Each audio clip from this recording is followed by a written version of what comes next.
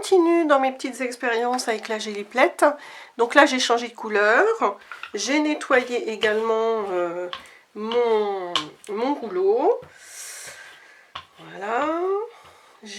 J'étale ma couleur en essayant de laisser des effets comme ça, plus ou moins importants. Hein. C'est vraiment le côté aléatoire qui m'intéresse. On peut récupérer aussi des anciens tampons qu'on a toutes, on va y aller. Avant, je voulais mettre tout un grand pochoir comme ceci, par exemple. Donc, faut pas que j'appuie trop avec mes mains parce qu'en fait, on va voir.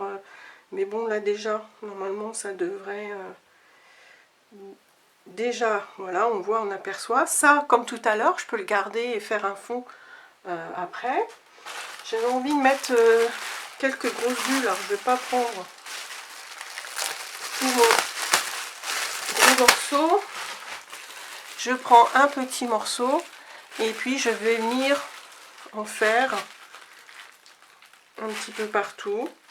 Donc là, en fait, je prends un petit peu de temps pour préparer un fond, mais l'intérêt, c'est que ça va me faire plusieurs pages. Et je voulais travailler avec ça également. Voilà, pourquoi pas faire quelques empreintes. Je pense que ça va être joli, ça. Voilà. Et pourquoi pas, pour terminer, quoique ça peut être déjà pas mal, ça. Donc je vais laisser comme ça. Je vais voir ce que ça donne. Alors je prends du papier Clairefontaine A4, mais assez épais. Hein, je crois qu'il fait 160 grammes. Donc c'est le papier comme le papier noir que j'utilise pour mes structures d'album. J'utilise surtout du papier noir pour mes structures, mais du blanc aussi parfois. Ça dépend de la couleur de mon papier décor. Donc, surprise. Ouais, moi j'aime pas mal ça. Ouais, sauf que je pense que le deuxième jet va être plus intéressant. Donc je prends l'autre côté aussi. Le petit côté qui me reste là, je le prends.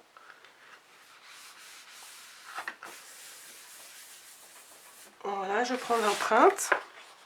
Là, c'est presque plus joli. Vous voyez comme quoi c'était le même travail. Mais là, on voit plus c'est presque plus joli là. Et puis, je répète, hein, c'est vraiment ce qu'on va en faire après qui va être intéressant. Là, moi, j'ai envie de garder ça.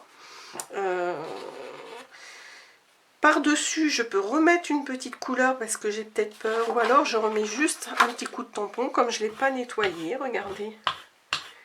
Pour remettre vraiment très légèrement. Bon, ça va être très très clair, mais c'est justement les aspects différents qui sont intéressants. J'ai envie de mettre ce motif là. Là, j'ai un peu trop appuyé avec mes mains. Et on va faire un test. Hein. On va voir ce que ça donne. Voilà, c'est rigolo parce qu'en fait, on teste plein de choses. Et on ne sait jamais ce que ça va donner. Et c'est vraiment... chaque page va être unique en fait. Hein. Ah, regardez, ça j'aime bien. Ouais, ça j'aime beaucoup ça, cet aspect-là. On a vraiment l'impression, ça me donne l'impression, vous savez, des murs où on a enlevé du papier, des affiches. Ah, j'aime beaucoup, je pense que c'est ma préférée depuis le début avec celle-ci. Donc vous voyez, en fait, au début, j'avais mis un pochoir, etc. Et vous voyez le fait d'en faire un, de mettre un autre après. Je trouve ça vraiment sympa comme effet. Moi, j'adore cette page-là.